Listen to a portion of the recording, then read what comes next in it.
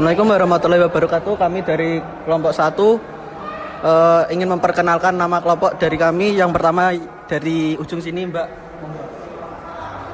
Perkenalkan, nama saya Alinta Khodriani, NIM 18601022222184. Selanjutnya nama saya Miftahul Kusna, NIM 18601022222132. Perkenalkan, nama saya Arlina Dwebriani, NIM 18601022222260. Perkenalkan, nama saya Wijiningan Anat Putra, NIM 18601022222201. Perkenalkan, saya Cindy Kusuma Dewi, NIM 18601022222262. Perkenalkan, nama saya Ryan Gimnastiar Maulana Farudin, nomor NIM 186010222254. Baik, di sini kami akan menganalisis mengenai isu upaya perubahan syarat minimum usia calon kepala daerah atau wakil kepala daerah dengan menggunakan metode normatif deskriptif. Bagaimana lengkapnya? Berikut pembahasannya.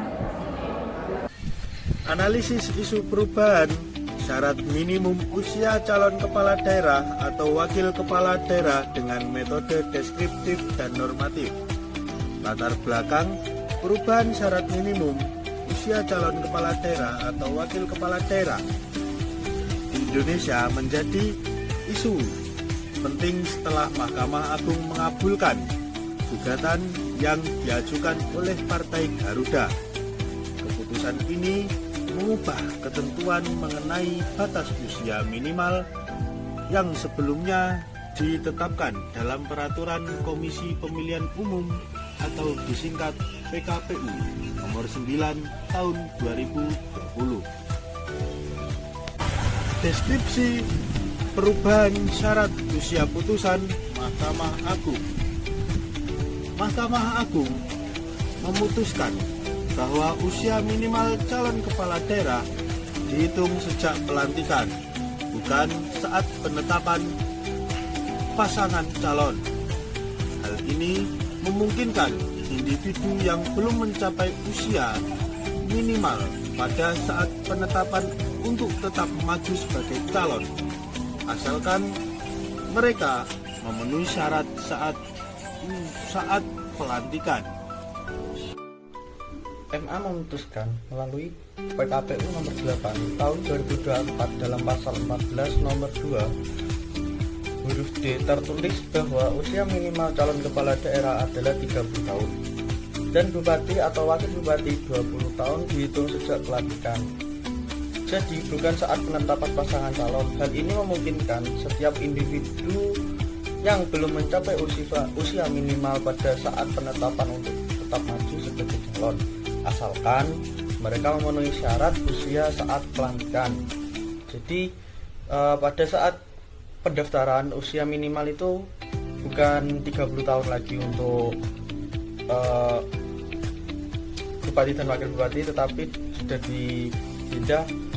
diganti 25 tahun. Dan dengan putusan itu, seorang dapat mencalonkan diri sebagai calon gubernur dan wakil gubernur apabila berusia minimal 30 tahun.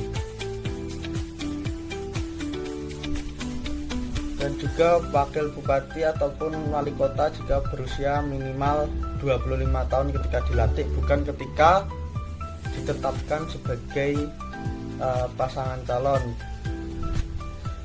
Draft perubahan PKPU, Komisi Pemilihan Umum KPU merespon putusan MK atau merespon putusan MA dengan menyusun draft perubahan PKPU yang menetapkan bahwa batas usia minimal tetap dihitung sejak penetapan pasangan calon.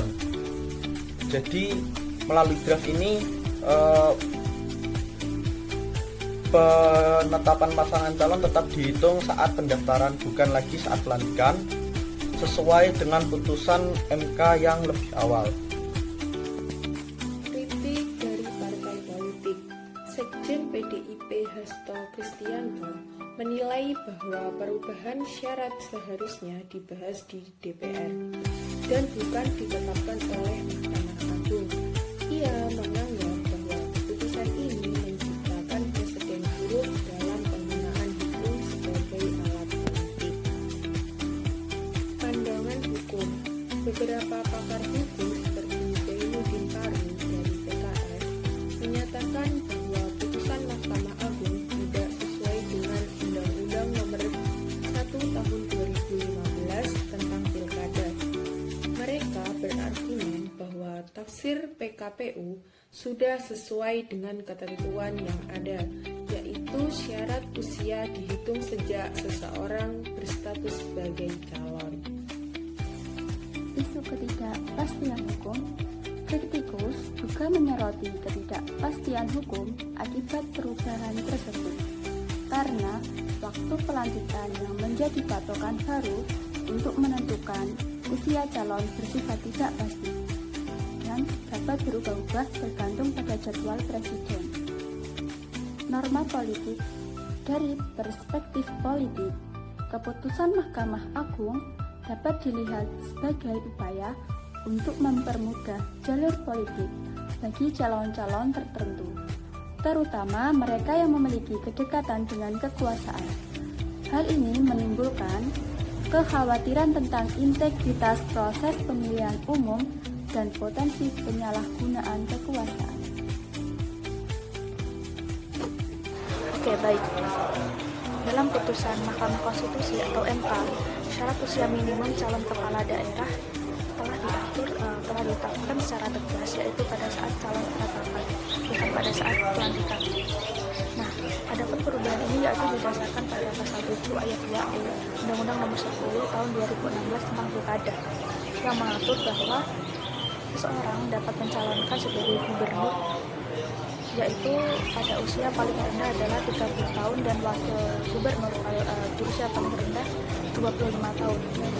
Nah, aturan terhadap usia minimum ini adalah juga dibentuk upaya perlindungan terhadap integritas pemilihan kepala daerah, memastikan bahwa para calon-calon yang terpilih itu dapat benar-benar bertanggung jawab menjalankan tugas kenegaraannya. Selain itu, usia minimum ini juga merupakan bentuk upaya untuk menciptakan stabilitas politik dan mencegah calon yang dianggap kurang kompeten untuk memimpin. Itu alasannya. Namun, alasan tersebut juga mengundang beberapa kritik dari para pakar. Beberapa mengatakan bahwa putusan MK itu membatasi mereka para generasi muda dalam berpolitik, bahwa mengingat banyak calon potensial yang masih berada di bawah usia minimum tidak dapat ikut turut serta mencalonkan sebagai gubernur, bupati atau kepala daerah yang lain.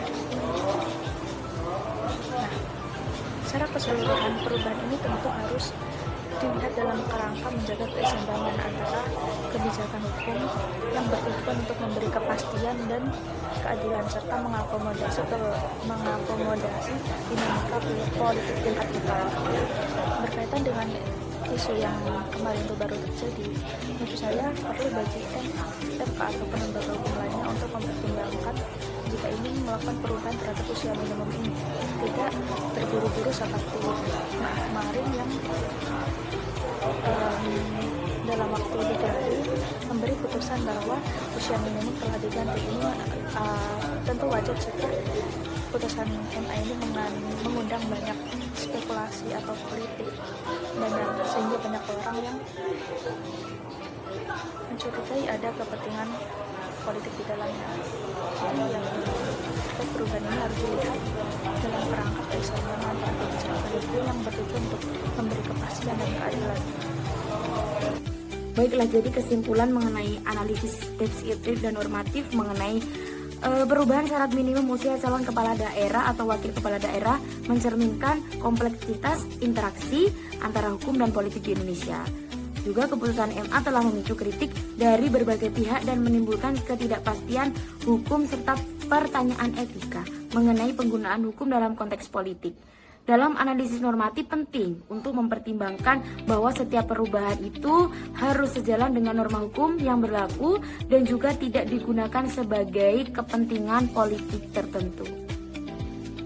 Sekian analisis dari kelompok kami. Apabila ada kurangnya mohon dimaafkan. Wassalamualaikum warahmatullahi wabarakatuh.